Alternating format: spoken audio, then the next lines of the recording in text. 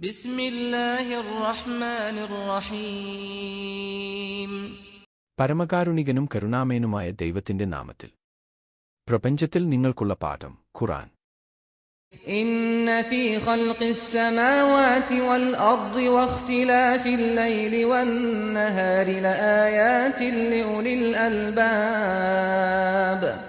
തീർച്ചയായും ആകാശങ്ങളുടെയും ഭൂമിയുടെയും സൃഷ്ടിയിലും രാപകലുകൾ മാറി മാറി വരുന്നതിലും സൽബുദ്ധിയുള്ളവർക്ക് പല ദൃഷ്ടാന്തങ്ങളുമുണ്ട്. فقضاهن 7 سماوات في يومين وأوحى في كل سماء أمرها وزينا السماء الدنيا بمصابيح وحفظا ذلك تقدير العزيز العليم. ഓരോ ആകാശത്തിനും അതിന്റെ ചുമതലകൾ അവൻ വെളിപ്പെടുത്തി. താഴത്തെ ആകാശത്തെ നാം തിളക്കമുള്ള നക്ഷത്രങ്ങൾ കൊണ്ട് അലങ്കരിക്കുകയും അതിനെ സംരക്ഷിക്കുകയും ചെയ്തു. പ്രതാപിയും സർവജ്ഞനുമായ അല്ലാഹുവിന്റെ വിധിയാണിത്.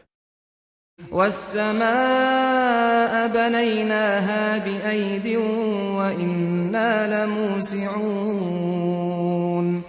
നമ്മുടെ ശക്തിയാൽ പ്രപഞ്ചത്തെ നാം നിർമ്മിച്ചു, അതിന് അതിന്റെ വിശാലമായ വിസ്തൃതി നൽകി.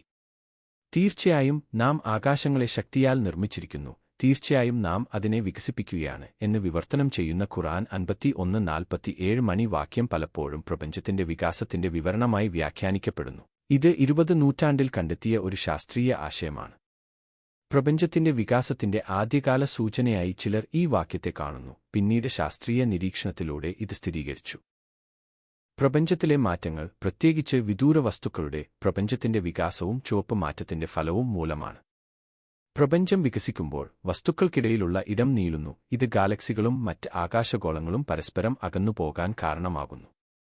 ഈ വികാസം വിദൂര വസ്തുക്കളിൽ നിന്നുള്ള പ്രകാശം നീട്ടുന്നതിനും കാരണമാകുന്നു. ഇത് ചുവപ്പ് മാറ്റൽ എന്നറിയപ്പെടുന്ന ഒരു പ്രതിഭാസമായ സ്പെക്ട്രത്തിന്റെ ചുവന്ന അറ്റത്തേക്ക് അതിന്റെ തരംഗദൈർഘ്യം മാറ്റുന്നു. ഈ ചുവപ്പ് മാറ്റൽ വിദൂര വസ്തുക്കളെ മറ്റു വസ്തുക്കളെക്കാൾ മങ്ങിയതും ചുവപ്പുനിറമുള്ളതുമായി ദൃശ്യമാക്കുന്നു, കൂടാതെ അവയെ സ്പെക്ട്രത്തിന്റെ ഇൻഫ്രാറെഡ് ഭാഗത്തേക്ക് പോലും മാറ്റാൻ കഴിയും. وزينا السماء الدنيا بمصابيح. അടുത്തുള്ള ആകാശത്തെ നാം നക്ഷത്രവിളക്കുകൾ കൊണ്ട് അലങ്കരിച്ചു.